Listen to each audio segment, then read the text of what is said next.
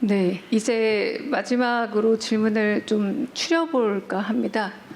근데 아까 저 순방 얘기만 하고 저기 맞죠? 그걸 끝내면 내가 거의 비난받을 것 같은데. 네, 그럼 이번에는 한번 대통령께서 자유롭게 하십시오. 지목해 주시는 거 아니면 제가 한번 아시아경제 임철원 기자님, 네, 다음엔 대통령께서 지목해 주시기 바랍니다. 난 네. 얼굴도 모르는데 저번처럼 후회할 지목을 할까 걱정돼. 네, 네, 임철원 기자님. 네, 아시아경제 임철영 기자입니다. 네.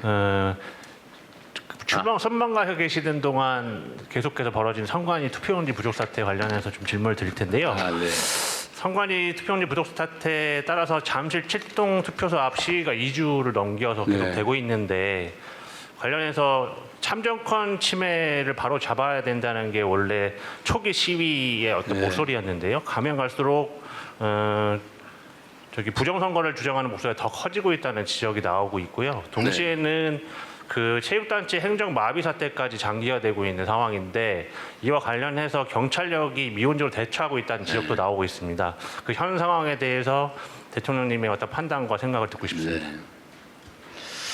사실 전에도 한번 말씀드렸는데 우리 청년들, 젊은이들이 국민의 참정권 문제에 또는 투표 기회 박탈에 대해서 이렇게 매우 민감한 반응을 보이고 또 행동으로 그걸 지키기 위해서 노력하는 걸 보고 저 사실은 약간 놀라웠습니다. 우리보다 더 낫구나, 기성세대보다.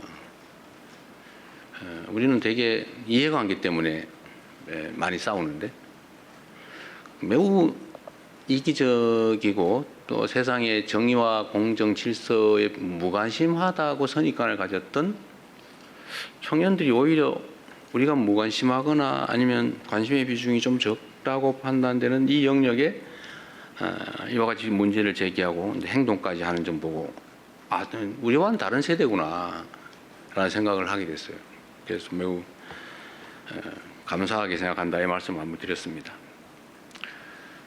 선관위 문제는 사실 참 황당하죠. 제 입장에서도 선관위 좀 문제다 이렇게 생각을 하긴 하지만 평소에도 근데 뭐 아무런 우리가 통제, 감시, 견제 권한이 없어요. 하다못해 선관위원장에 대한 형식적 임명권조차도 없어요. 스스로 자기들끼리 돌아가면서 뽑게 돼 있어요. 정부에서 3명, 대통령이죠. 대통령이 3명, 대법원에서 3명, 대법원장이 3명, 국회에서 3명. 이렇게 뽑으면 그 9명이 돌아가면서 위원장을 하는데 지금까지 수십 년 관행은 대법원에서 지명하는 3명의 선관위원 중에 대법관을 1명을 포함시키는데 대법원장이 지명한 대법관인 선관위원이 당연히 선관위원장을 맡아왔단 말이에요. 그래서 우리는 그래도 가장 공정한 대법관이 맡아서 가장 공정하게 잘하지 않을까 그런 기대를 했지 않았겠어요? 그런데 결과는 이런 어처구니 없는 일이 벌어진 거죠. 예를 들어 전에 뭐 채용 비리 문제도 그렇고 뭐 최근에 나오는 뭐 좀 얘기하기 좀 그럽니다. 뭐 해외 출장 얘기도 그렇고 그다음에 뭐 입력을 하는데도 신경 안 써가지고 막 뒤집어서 입력을 하고 더군다나 투표지가 부족하게 만든다든지 뭐 사실 상상할 수 없는 일이잖아요. 투표지야 원래 투표할 사람 숫자만큼 만드는 게 우리 동창회장 뽑을 때도 하는 거 아닌가요? 아니 뭐 회원 중에 안 올 사람 있긴 하죠. 우리가 50명 회원이면 50장 만들잖아요. 근데 평소에 42명 왔으니까 43명만 하자고 그랬는데 45명 와버렸네 이게. 이게 말이 되냐고 이게. 그것도 예산이 없었냐 그것도 아니잖아요. 다 예산 편성해 줬잖아요. 뭐라고 뭐 변명이 있겠지만 있을 수 없는 일이죠. 국가의 가장 근간인 소위 민주적 기본 질서를 유지하는 이런 투표제도, 선거제도를 정말 헌법이 정하는 중립기관으로서 아무의 통제도 받지 않고 하면 그만큼 책임을 져야 되는데 책임을 진 게 아니라 자유롭게 해버린 거죠. 방종에 가까운 자유를 구가했던 것 같습니다. 결국은 심각한 문제가 있죠. 대응을 해야 되겠죠 이제. 일단 집회 시위에 관한 문제를 얘기하기 전에 그 선관위의 문제는 저는 좀 이따 뭐 대주보 회의 때도 이 얘기를 하려고 했는데 법 제도들을 좀 최대한 고쳐보고 최소한 외부의 감시 견제가 어느 정도 가능해야 되지 않냐. 그 위원장을 저런 식으로 대법원장이 사실상 임명하는 것처럼 해서 되겠냐. 또 비상임으로 해가지고 뭐 선거 날도 제대로 출근을 안 했다는 얘기가 있던데 그렇게 하면 되겠냐. 그래서 감시 견제 통제를 적정하게 해야 되지 않을까. 이를 위한 법제도 정비가 필요하겠다는 생각을 하고, 두 번째는 헌법이 너무 명징하게 독립기관으로 해놨기 때문에 무슨 감시 통제 견제 법제도를 만들기 위헌 판결을 받을 가능성이 많다. 그러니까 필요하다면 여야 간의 의견의 일치가 된다면 선관위에 관한 뭐 원포인트 개헌이라도 해야 되지 않을까. 뭐 그런 생각을 합니다. 필요하다면 대통령이 발의를 하는 한이 있더라도. 근데 문제는 이게 정치권의 책임성에 관한 것인데 진심으로 이 문제를 해결하기 위한 것인지 아니면 이걸 이용해서 정치 공세를 하고 뒤로 빠지려고 하는 건지를 알기가 어려운 상황이어서 정치권에 좀 진지한 논의를 촉구하고 정치권에서 논의되는 걸 봐가면서 우리 정부도 입장을 정하겠습니다. 어쨌든 근본적인 개혁이 필요한 건 확실합니다. 이런 상태로 갈 수는 없어요. 시위에 관한 문제, 시위 자체는 참정권 확보를 위한 시위 자체를 비난하거나 그래서는 안 되죠. 오히려 보호해야 되겠죠. 근데 이 공간을 활용해가지고 전혀 엉뚱한 허위사실을 공표하면서 가짜뉴스를 남발해서 사회 혼란을 획책을 한다든지 또는 뭐 무슨 산적도 아니면서 지나가는 사람은 검문 검색을 한다든지 소위 주머니를 털거나 이러면 안 되잖아요. 원래 산적이 하는 일이죠, 그게. 아무거나 없는데 고개 마루 장악하고 지나가는 사람 주머니 털어가지고 검사하고 10% 띄고 보내고 이런 거 있잖아요. 이거 산적이 하는 짓이. 이런 짓 하면 안 되죠. 또는 그 숫자 많다고 출입을 막아가지고 남의 중요한 일을 못하게 막는다든지 이건 업무방해거든요. 위력에 의한 업무방해, 중대범죄 중에 하나죠. 하여튼 이런 행위에 대해서는 제가 엄정하게 수사하고 책임을 묻도록 지시했습니다. 이런 것까지 방치하면 안 되죠. 이런 구분을 좀 해야 되겠다. 정당한 참정권 확보를 위한 주권 행사와 질서 파괴를 획책하는 범죄 행위는 엄밀하게 구분을 해야 이 참정권을 지키기 위한 선의의 이런 운동도 제대로 빛을 발할 수 있겠다. 그래서 옥석을 좀 가려서 엄정하게 대응할 건 대응하고 보호할 건 또 확실히 보호하고 그렇게 하도록 하겠습니다. 네, 또 질문 받겠습니다. 제가 좀 눈에 잘 안 보이는 쪽 뒤쪽 한번 보겠는데요. 네, 일단 여기 우리 저번에 마이크 갖고 막 많이 다니시던 그 우리 사람이 누구시더라? 이어진 기자님. 이어진 기자님. 네, 네. 손 좀 한번 해주세요. 네. 요새는 안 하셔가 제가 조금 심심해요. 인사 관련해서 네. 여쭙고 싶은데요. 그 순방 끝내고 돌아오신 만큼 이제 개각도 좀 속도를 내셔야 될 것 같은데 어떤 거를 중점에 두고 개각을 하실지 또 언제쯤 하실지 여쭙겠습니다. 일단은 지금 총리 인사청문회가 예정이 돼 있어서 지금 뭐 퇴임 예정인 총리께 인사제청을 받을 수는 없고 총리로 그 새로 지명해서 지금 청문회 중인 그분이 총리로 업무를 시작하면 그때 이제 절차는 가능하게 되겠죠. 일단 그때가 시간이 좀 있고요.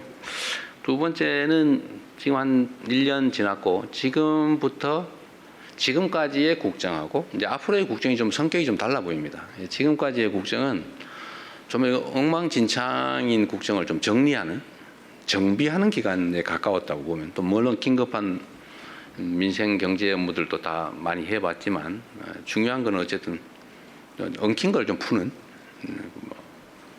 개혁이라면 개혁이고 그런 정비하는 데 집중했다면 앞으로는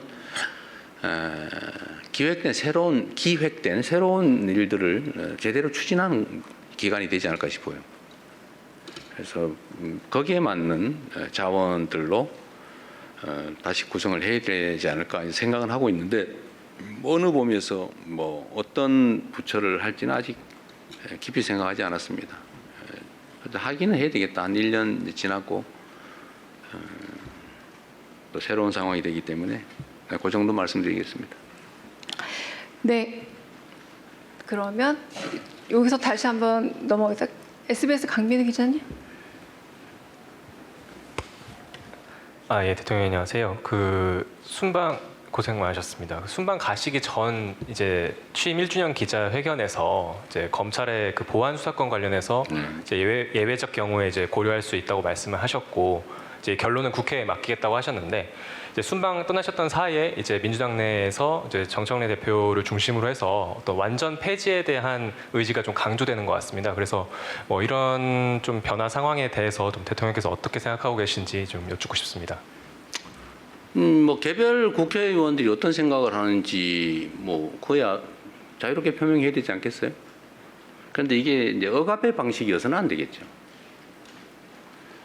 국회에 제가 맡긴다고 한 취지는 뭐 저의 뭐 판단은 있지만 우리의 입장을 관철하기보다는 이게 뭐 너무나 예민하고 또 많이 오염된 주제라는 측면도 있어요. 완전히 순수한 상태는 아니다 이미. 이게 정치적 슬로건으로 이제 활용되는 측면이 없지 않기 때문에 그런데 우리가 끼는 거 그리 바람직하지 않다. 국회에서 또 민주당 당 내에서 충분한 수기를 거쳐서 또 국민의 의견도 수렴하고 장단점도 잘 점검해서 또 어떤 제도를 취한다면 거기에 대한 단점이 있을 텐데 문제가 있을 텐데 그걸 어떻게 보완할지도 좀 논의해서 종합적으로 하라고 국회에 넘겼으니까요. 국회에서 자체적으로 판단하면 될 것 같아요. 제 생각을 저는 뭐 그 점은 명백합니다. 사실 검찰 마음에 안 들죠. 권한이 요만한 쪼가리만 있어도 그걸 막 이만하게 만들어가지고 악용해서 대한민국의 법질서를 완전히 거의 파괴하다시피 했잖아요. 법질서를 유지 보호하는 게 가장 큰 책임이라고 할 수 있는 또 그것 때문에 많은 권한을 주어놨더니 그걸 악용을 해가지고 이 온갖 사건을 조작하고 왜곡하고 누군가에게 불이익을 주고 누군가에게 이익을 주기 위해서 남용 또는 악용해 왔단 말이에요. 그게 뭐 결정적이지 않습니까? 안타깝고 슬픈 일이죠. 문제는 이제 국민들의 의사가 중요하다고 생각해요. 그리고 그 제도가 왜 필요하냐? 검찰의 남용 가능성을 통제하는 건 전 1차로 중요하다고 생각해요. 그건 기본적으로 보안 수사, 그건 경찰이 수사하게 했으니까 경찰이 다 맞자. 또 공수처가 하기로 했으니까 공수처가 맞자. 보안 수사 이름으로 이만큼 권한을 줬더니 또 이걸 이만하게 만들어가지고 막 새로운 사건 만들다시피 하고 또 그럴 가능성이 없지 않잖아요. 근데 그걸 우려하는 사람들이 심정이 이해해요. 그러지 못하게 해야 되겠죠. 그래서 저는 아주 최소한의 엄격한 조건 하에 아주 최소한만 하면 좋겠다. 악용 여지가 있어서 걱정이면 악용되지 않게 만들면 되잖아요. 뭐 모든 문제가 그렇잖아요. 문제가 있으면 문제를 막으면 되잖아요. 구더기 무서워서 장을 못 담그면 안 되고 구더기가 생길 가능성이 있으면 그걸 다 찾아가지고 막으면 되잖아요. 뭐 얼마든지 방법이 있죠. 근데 도저히 못 막겠다. 그러면 그때 가서 장 담그기를 포기해도 늦지 않죠. 그래서 보안 수사는 안 하는 게 맞는데 나중에 악용될 여지가 없는 아주 예외적인 그런 경우에까지 다 봉쇄해 놓으면 나중에 문제가 생길 수 있겠다라는 게 제 생각인데 그것조차도 문제가 있다. 막 그런 악용 가능성이 없지만 그래도 가능성이 조금이라도 있다면 안 되겠다 이렇게 판단하면 안 할 수 있는 거죠. 제도라고 하는 걸 한번 만들어서 시행하다 또 필요하면 교정하면 되죠. 그래서 제 생각은 국회에서 충분히 국민의 입장에서 또 악용 가능성을 배제하는 필요를 충분히 논의하면 좋겠다. 충분히 논의하시면 좋겠어요. 무조건 이게 진리야.